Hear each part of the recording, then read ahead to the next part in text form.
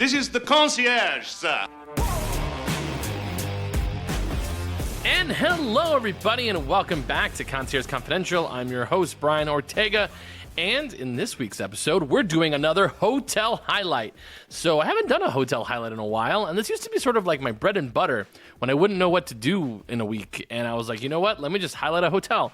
And I did get a recommendation from somebody who had been listening to the pod from Instagram. I'd have to go back and check and see who asked it. But thanks again for the suggestion that I should do a hotel highlight. And I asked him what property he wanted me to do.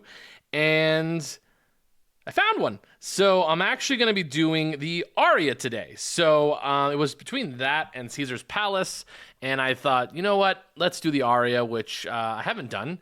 And it's a very interesting property just because I do have very strong thoughts on the Aria. I've actually stayed there once.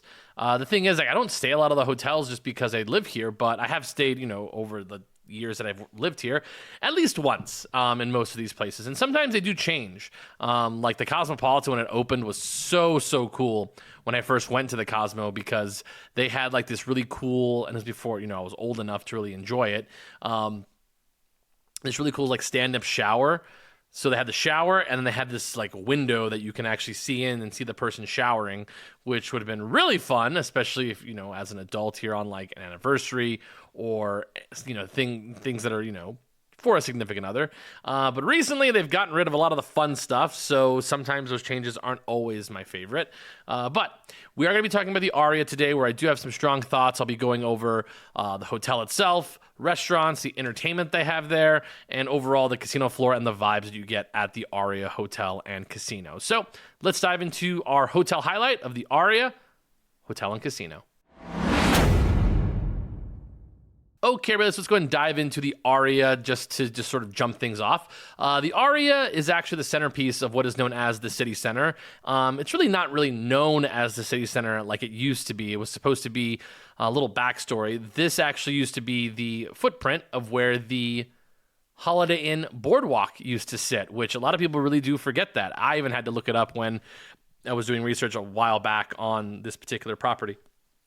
But the city center itself was being built at the same time as the Cosmopolitan, which really common mistake that people make is that the Cosmopolitan and the Aria, or the city center, were all the same project. They were actually separate projects, totally different companies, just being built at the same time. But because they were all being built at the same time, everyone felt that they were the same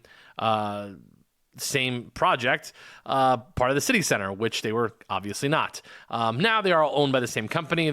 Cosmopolitan is now owned by MGM Resorts. It was really like crown jewel in the middle of the strip that they did not own, and they really just wanted a piece of that property.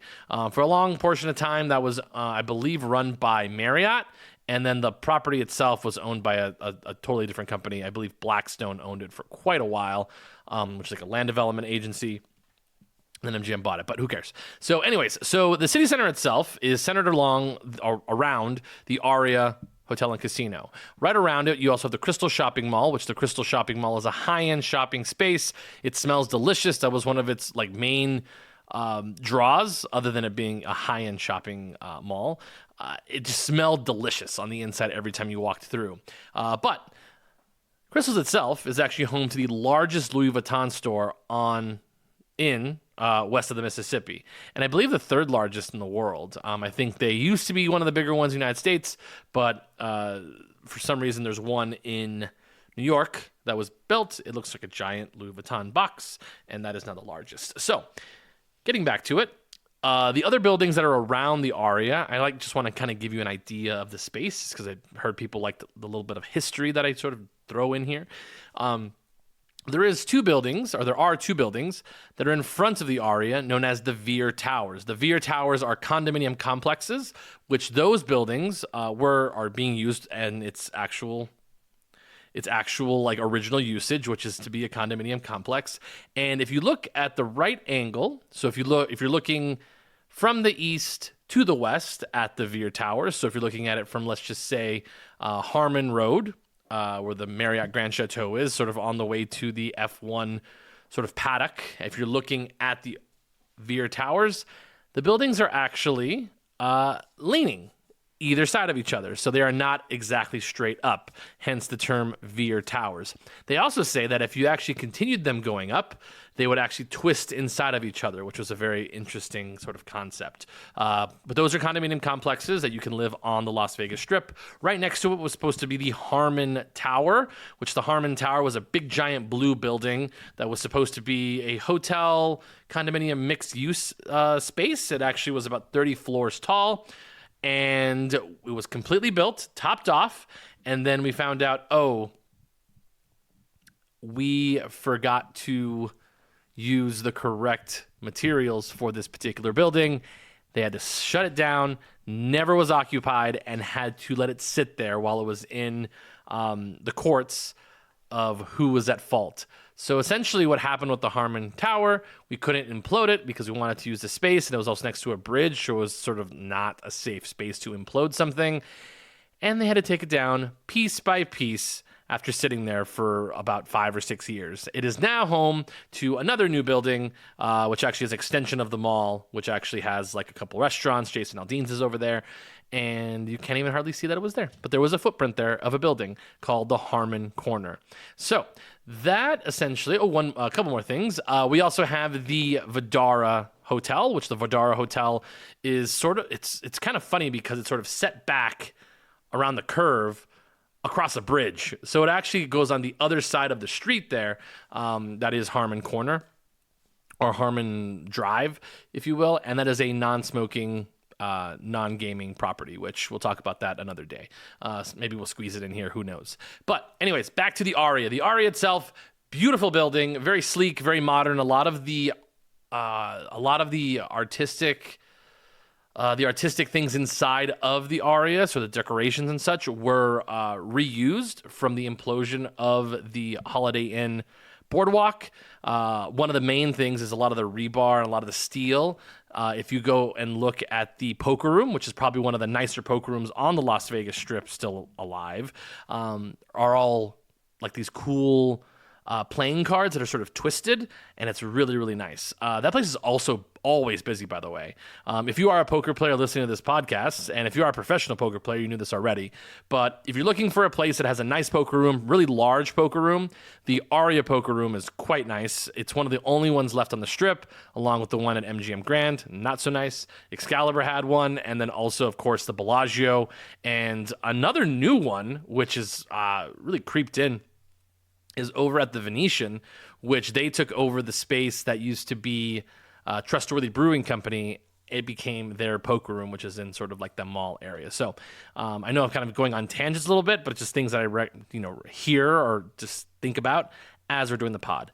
But the Aria itself is really made to be a elevated hotel experience for people who might have money or want to splurge, or you find the right, weekend to come out to Las Vegas. So the Aria itself, just in terms of pricing, just looking sort of in the month of May, which is actually a good month to sort of look at.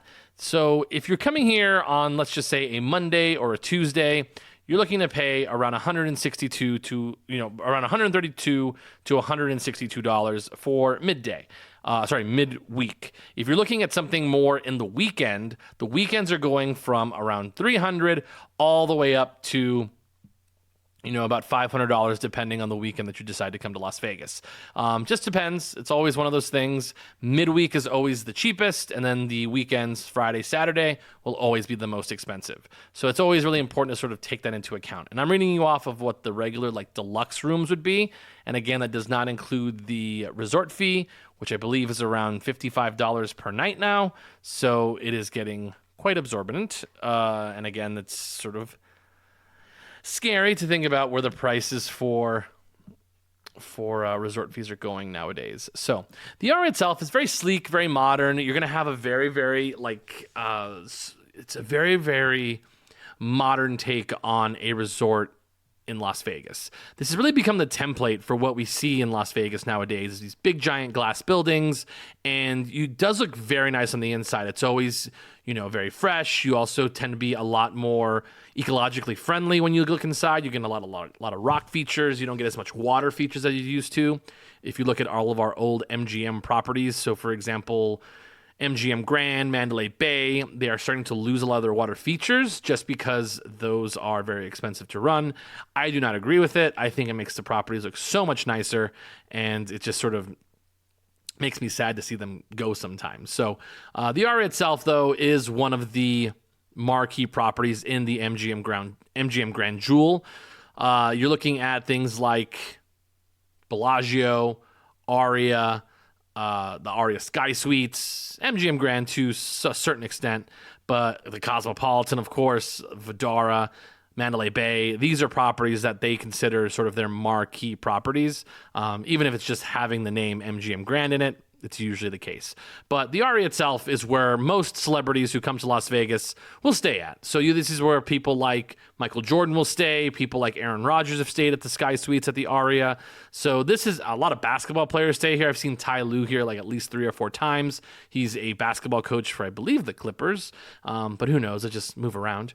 But the Aria itself is a really great place to see celebrities just because it is one of those names that people just associate with, class in Las Vegas for like the modern age. I would say the Aria is a much younger, a much more, LA tech, same thing with like New York tech style person will stay at the Aria. A lot of couples, a lot of people who like work in like Fortune 500, or people who are, have a little bit more disposable income than others, and what we like to call a high caliber player. So high caliber player typically means that they're going to be spending at least $50 to, $100 a hand on blackjack and so on and so forth. So you do get a lot of high rollers who play at the Aria, and the Aria definitely caters to that crowd. If you're somebody who wants to play like $15 or $15 blackjack, even that is almost impossible to find at the Aria, and I hate it. So I really have a love-hate relationship with the Aria Casino specifically because I've walked through on Tuesdays where every single blackjack table and crap table is $25 minimum, which I do not like. I do not think that is the smart way to operate your business, and it can't be. They will maybe say something otherwise, that we'd rather have one person playing $25 a hand than have 3 people playing $15 a hand, but hopefully getting that high caliber player firing at much higher limits. But, I'd rather have 4 people at one table making my casino look busy, but that's just me. So that's what you're basically getting in terms of the casino floor. The casino floor is quite large. It's a really fun property to visit in terms of slot machines, just because it's a very large casino floor, sprawling, a lot of different variants. It is only one floor, though. Most properties on the Strip only have one floor of gaming. It's very rare for them to have 2, which is, very, very, unique. Although Circa has them, and it's pretty cool. But again, if you go to the Aria, you're going to be getting $25 minimums. That is essentially what it is. You do get a lot of restaurant offerings, though. Lots of restaurants. One of the things about the Aria is they have a very diverse choice of restaurants in terms of, more fine dining. But you kind of have to look out if you're going to be coming here solo, just because many of the restaurants at the Aria do reserve the tabletops and the bar tops, which I'm not a fan of. I don't think you should. I think it's one of the most annoying things in the world, and it's always for the, obviously the ones that are high demand, but this is essentially one of the trendiest places to have dinner. You have places like Catch. You also have Bordeaux is really good, but you have Catch. You also have Cathedral, which is really, really tasty. Din Tai Fung, which is, I've been told, amazing dim sum. I'm not a huge dim sum person, but I've had a friend who's visited here at least 6 or 8 times, and they say that Din Tai Fung is the absolute best dim sum restaurant on the Las Vegas Strip. So very, very popular. But really nice about some of the Asian restaurants here is that you can walk in, but again, no bar, which always pisses me off. But Din Tai Fung, extremely popular. There's also Blossom, which I've actually never eaten at Blossom, which is very, very, very interesting. But I actually tried to eat there, and they said, no, we don't have a bar available, and it's going to take, you can eat here in like 2 hours. And I said, no, I'm not doing that. But I tried, guys. Tried Blossom. But Blossom is going to be Chinese cuisine. You have Lemongrass, which is going to be Thai. Haven't tried it because I'm not like a big Thai guy. But I have tried Cathedral, which is over at near the main check-in desk, and it's really cool. One of the coolest, most beautiful restaurants you'll ever walk into. I would actually rank it one of the top 5 prettiest, sexiest restaurants on the Las Vegas Strip.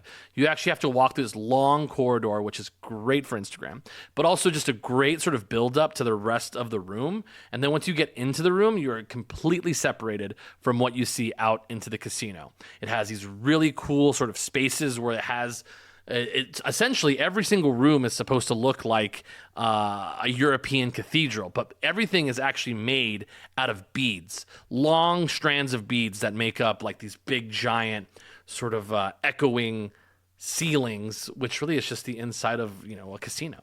But it looks beautiful, great for photos. The food itself is very much of its time in terms of when it came to Las Vegas. It came during the great Mediterranean migration, where you get sort of this French Mediterranean cuisine fusion. It just depends on which property you go to or which restaurant you go to that is doing this sort of Mediterranean thing, because sometimes it's much more Greek, sometimes you get more French Riviera, and that is what Cathedral is. So Cathedral, if you're looking at the menu, you're going to be looking to $3 or $4 dollar signs, which essentially I would say per person, look to spend about $130 per person if you're going to be getting like a full meal here, because this is a very expensive restaurant. They make great cocktails. Love the cocktail bar here. I've only eaten a couple of the items off of the menu. I've had the lamb chops, which are really delicious. I've also had their pasta, which is like it's like a truffle pasta thing. It's so delicious. They have a lemon oregano chicken, which I've had as well. It's also delicious. The black truffle fettuccine is what I actually ate, and it was so good. I would honestly just go there and eat that. Like, it's fantastic. But they're also known for a lot of their weirder items. Like, they have the caviar omelet, it's essentially an omelet with truffles and caviar on top. They also have a bunch of their larger items, like their Maine lobster, their grilled bronzino, which is, cooked whole. And they also have this really expensive martini dish that's served on a big giant ice block, which is like $95. So you can go for that too if you really want to. But it is a beautiful room, great for dates, great for special occasions, a really nice way to feel like you're escaping from the rest of the casino, which is essentially that is what a lot of restaurants are doing now. Is they don't really have this open floor concept. A lot of them are going to this more closed escapism, if you will, where it's enclosed and you have to enter into this room. So similar to what they did at Social Prime Social.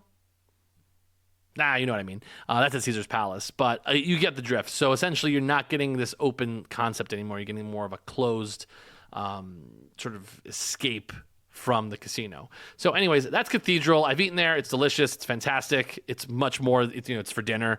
Very high end. I would only recommend there for special occasions and that kind of deal. So moving on, we have another restaurant. It's called Jean Georges. Jean Georges is known for their steak. Super high end, probably one of the top 5 steakhouses on the Las Vegas Strip. Again, you have to reserve to go and eat here.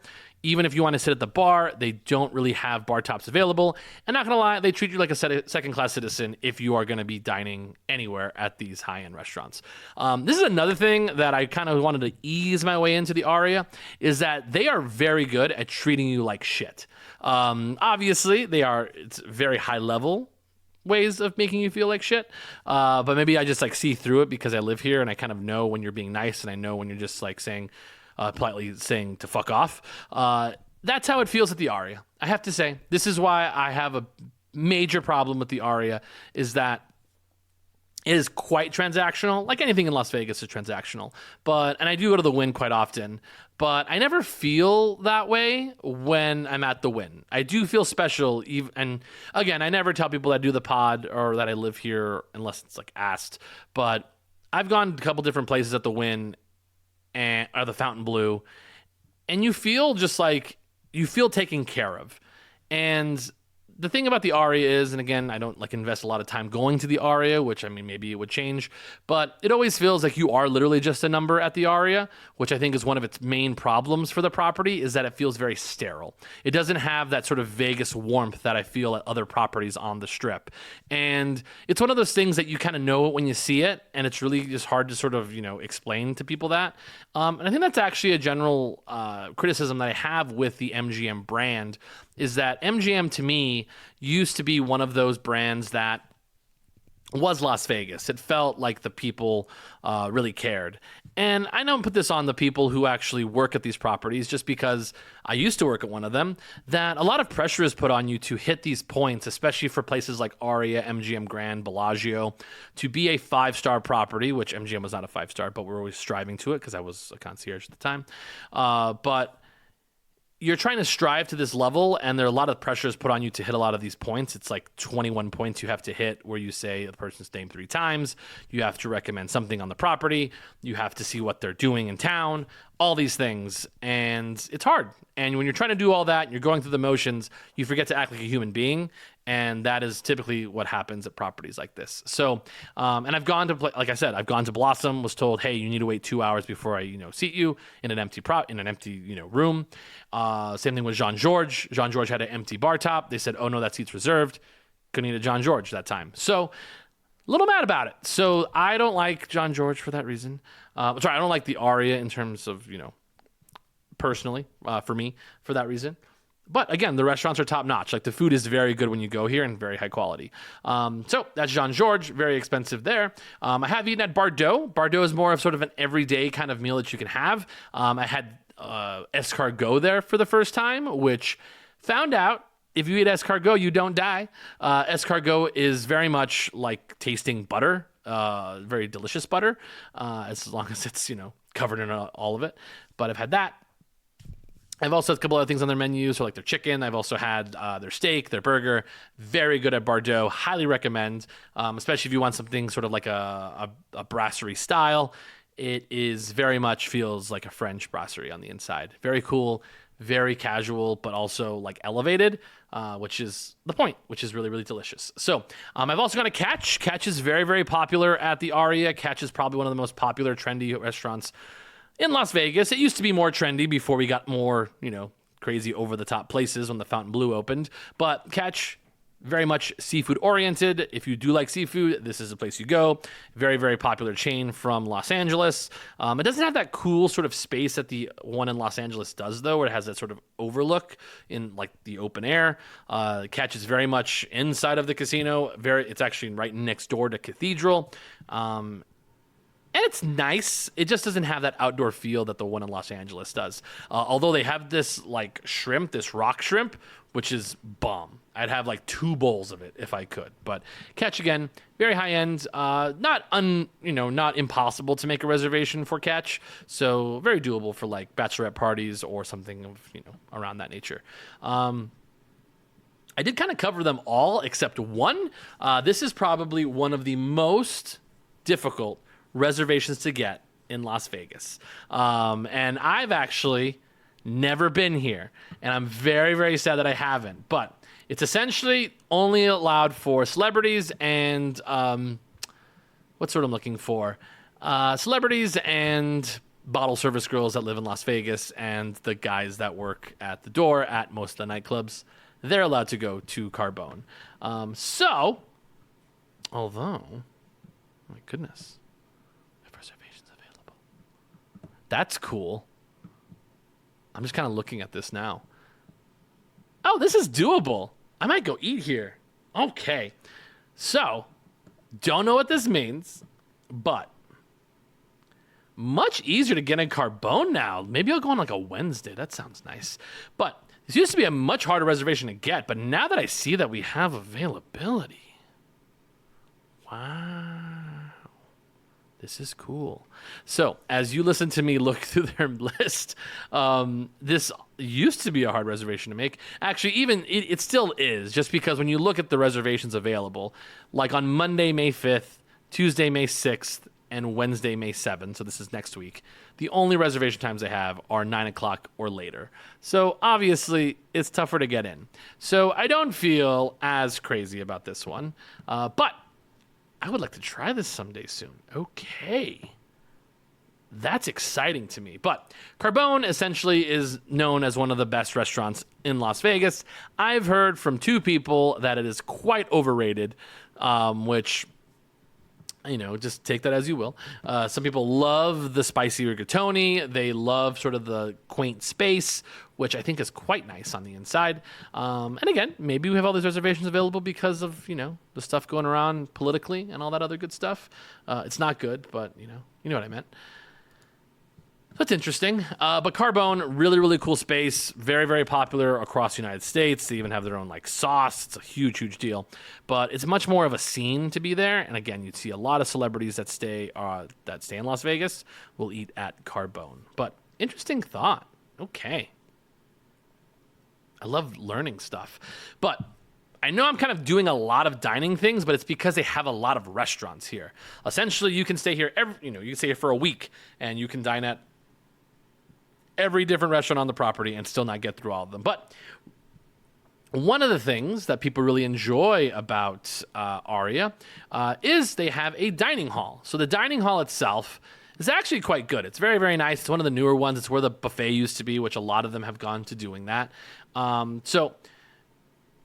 Before I get to the dining hall, I do want to highlight Javier's. Quite good. Good for dinner, especially if you want something light, a little different. They only take walk-ins. They don't take reservations at Javier's, which I really like. And the bar is fantastic. So Javier's is actually really, really fun. It's open to the casino. Really great place to see and be seen. A lot of sexy people. Highly recommend Javier's. And they also have the Aria pastry shop, which is delicious as well. They also have Posh Burger, which is located on your way to the bridge that crosses over to Park MGM, which is nice. It's a little expensive, but it's there. So let's talk about the Proper Eats Food Hall. Proper Eats Food Hall is inside of the second floor of the Aria. Lots of different options. Take a look online. Check and see what you like. They have a place that does their Parmesan Italian sandwiches. They also have a place that does pizza. They have a place that does sushi. They have a place that does deli. It's a huge, huge place. Lola's Burgers, which is actually really delicious. Ooh, Happy Leaf. What's that? Salad masterpieces? I might eat there. That looks delicious. But really what the crown jewel of the Proper Eats Food Hall is their Easy Donuts. So their Easy Donuts is the front for the Easy Speakeasy. For those of you that are loyal fans of the podcast, you've probably heard me talk about Easy Speakeasy once or twice when I've talked about speakeasies in Las Vegas. It is the absolute beacon of what I hate about speakeasies in Las Vegas now. There's a line. When you get in there, it's way too dark. You also, and I know, I'm getting old because I think things are too dark, but it's very dark on the inside, and they also have no stools for single or couples to stand at the bar. The bar is quite small as well. The stage itself is actually just walkable from anybody who walks inside of this space as well. And the tables themselves are not open seating.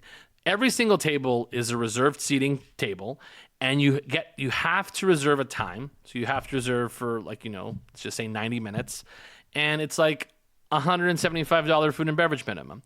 So, and then once that's done, after the 90 minutes that you've been sitting there, you have to pay more money to continue to sit there for the rest of the night. I hate that. That's the worst thing about Las Vegas. That's when they say we're nickel and diming you. That is what that is. So if you're going to be there for some of the night or you're going to be there for a little bit, sure.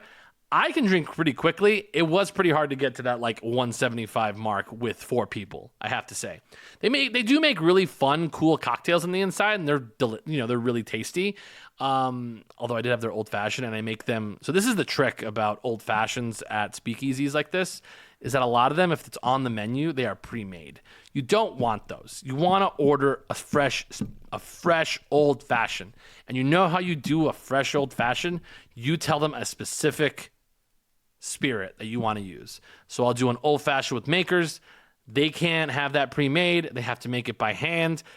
Do they hate it? Sure. I don't care. Not my problem. And they make me a fresh old fashioned. And it was tasty. And then it cost $26. That's another thing. This is a very expensive speakeasy. It's $26 for a cocktail at this particular speakeasy. I've been to multiple speakeasies on the Strip. Nothing costs $26 like that. Have I spent that money in a speakeasy before? Yes. I've been to the Bellagio speakeasy, which is Vault. It's called the Vault, which if you want to see what it looks like on the inside, check out my Instagram page, Concierge Confidential _LV, or Brian Ortega _26. It's one of the videos at the top. You should be able to see it. And it's called The Vault at the Bellagio, where I spent, what did I spend? I spent $30 on one of their signature cocktails, and then I got an old fashioned of theirs, which was $55, which couldn't tell you the difference between that one and a $20 old fashioned that I've had before. So just saying, it doesn't matter. But again, it's, $26 is expensive. It's excessive. It's up there. It's crazy. Another crazy time that I spent money on a cocktail and I was like, whoa, like I wasn't expecting that. Or I had to look at the menu for a very long time before I ordered it. I wasn't staying there. I was visiting Los Angeles, and I was right next to like Beverly Hills. So I took an Uber to Rodeo Drive at nighttime, which you don't do. Rodeo Drive, just so everybody knows, not a nighttime activity. That is definitely a daytime activity. Don't do Rodeo Drive at night. So I went to the Regent Beverly Wilshire, or the Beverly Wilshire Hotel, where they filmed Pretty Woman. And I took a picture of the elevator because I am a nerd. And I was doing a very like Los Angeles day kind of trip. And I went to the bar to have a cocktail. And holy shit, I did not know that cocktails outside of Las Vegas could be this expensive. They had a Pretty Woman cocktail, which I was like dead set on trying just because I wanted to try it. And I didn't get it. It was, I believe it was $38 for that Pretty Woman cocktail. And I was like, can't do it. I was like, just can't. Because then I got an old fashioned that ended up being $29, and I was like, holy shit. So whenever you think your city is the most expensive city, there's always one that's going to top it, and that's sort of the way that it works. So yeah, that's my tangent on Easy Speakeasy. I don't like Easy Speakeasy. That's just a personal preference. Some people love Easy Speakeasy. They love that you're so close to the band. They love that you can yell out recommendations. They love that you're sort of like it's you and the singer or you and the performer together. I don't like that. I like that they're over there. I'm in my space. We don't cross paths. It's sort of like an invisible line that I like to have for their safety and my safety. And again, there's also, this is just a structural problem, a big giant pole right next to the bar. So it's really cool like that they put something in there, but it kind of sucks of how like it looks on the inside. So again, I have strong thoughts on Easy Speakeasy. Go if you'd like. I have plenty of episodes about speakeasies in Las Vegas. Go to those other ones. Those are so much better than Easy Speakeasy. But with that being said, the Aria also has a beautiful spa. Their spa is actually quite nice. It's actually one of the nicer spas in town. Again, treatments are going to usually cost between $175 and up from there. Like if you're looking at like getting a massage or something. The pool area is not great. I don't like the pool. The pool area itself actually sits like right next to, how do I say this? It sits sort of like on the roof, essentially. And what happens is, and this actually was a problem when it opened, is that the sun hits off of the building at the right time and then reflects from the building onto the pool. It is very, very hot. It's one of the hottest things in the world. And I could be getting this mixed up with the Vidara, but I do have to just sort of remember off the top of my head. But geez, either way, it is the hottest pool on the face of the earth. I went and I was in the pool. I was not refreshed. I just felt like I was in a big giant jacuzzi for the entire time that I was there. So I was not a fan of the pool at the Aria. Oh my goodness. I'm pulling up a picture of it just so I make sure I can see what it looks like. Yeah, it was fine. Like, it was okay. Let's see it. No, so yeah, it actually, yeah. Is this the same pool?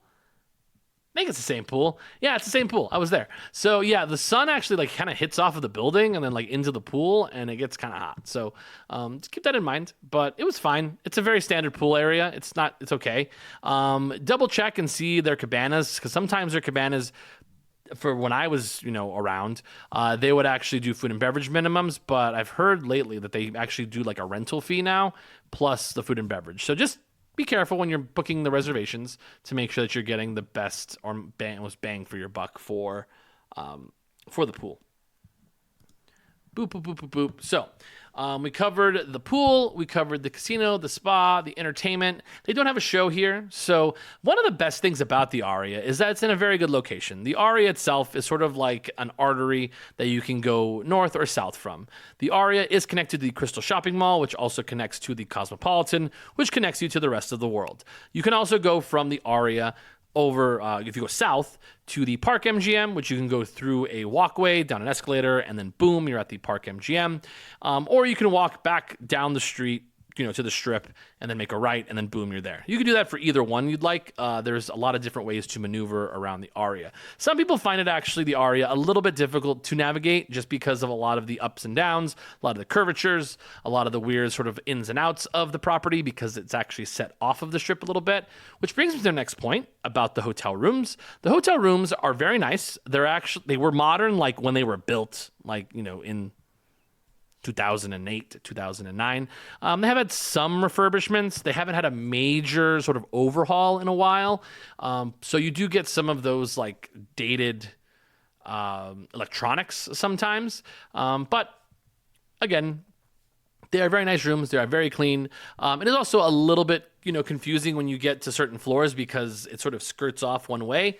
So then you have these like crazy hallways where you have actually two hallways going parallel of each other. But what's nice is you get kind of a 50-50 chance of getting a Strip view or a mountain view. Mountain view means not the Strip. So whenever you go to a property or you're booking a hotel room and it says, hey, we have a mountain view for you or a Vegas view, that is a lie, because it is always the Strip or mountain view. That's always the way that they do it. But the thing is that even if you get a view of the Strip, and this is one of the major knockbacks, and if you're a person who likes to stay in the hotel room and get views, there is no really on the Strip view from the Aria. This is the same problem that the Park MGM has, is that the hotel itself is set too far back from the Strip, so you really only get a view of the portiche, which is actually where they drive up the cars, and it's not as nice a view as what some people would like. So again, keep that in mind when you're booking at the Aria. No matter if you are on the Strip, it's still kind of a far walk to a lot of things. The last thing I want to say about this is that it is also a good place to travel to and from, just because they have the the tram, which is free, and you would actually get on the tram two different ways. You can actually get off at the Park MGM stop and Aria, which are the same stop, which will let you go to the Crystal Shopping Mall, which again, you can get off there too. Honestly, getting off of the Crystal Shopping Mall is actually closer to the front desk than getting off at the Park MGM, just depending on what direction you're coming from. If you're coming from Park MGM, do not get on the tram, just walk straight through and boom, you're at the Aria. But really where this helps is if you're trying to get to the Bellagio or towards the center of the Strip, because this will take you around the Cosmopolitan and then connect you right to the Bellagio for free. And this is the easiest way to get to and from the south end of the Strip to the more northern end of the Strip. When I say north, I mean the center part of the Strip at the Bellagio. There is no connection from the Aria to the Bellagio, so you can't do that walking. So I would recommend the tram. The tram runs about every 6 minutes and usually is open till about midnight, depending on the time of day. But it's a very nice utility to use, especially if you're trying to get to the Bellagio, which gets you towards the center of the Strip, which gets you to the other parts of Las Vegas Boulevard. So I did just check the time. This is actually a much longer episode than I thought it was going to be. I do want to do a bonus episode, hopefully this week sometime. I am going to the Kentucky Derby, so I'm very, very excited. The one in Louisville. Maybe I'll do a quick thing about like where to watch the Derby in Las Vegas, but really just a way for me to tell you that I will have multiple outfits and maybe do a video while I'm there, on how, we booked it, how we ended up, experiencing Kentucky. Maybe I'll do that at the end of the week. Who knows? Just depends how much time I have. So thank you so much for listening, everybody. Hopefully this was helpful for the gentleman. I believe his name is Eric, who asked me to do a hotel highlight of the Aria. He also wants me to do one of Caesar's Palace. If you'd like me to do one of Caesar's Palace, I would love to, just because I think it's a very interesting property.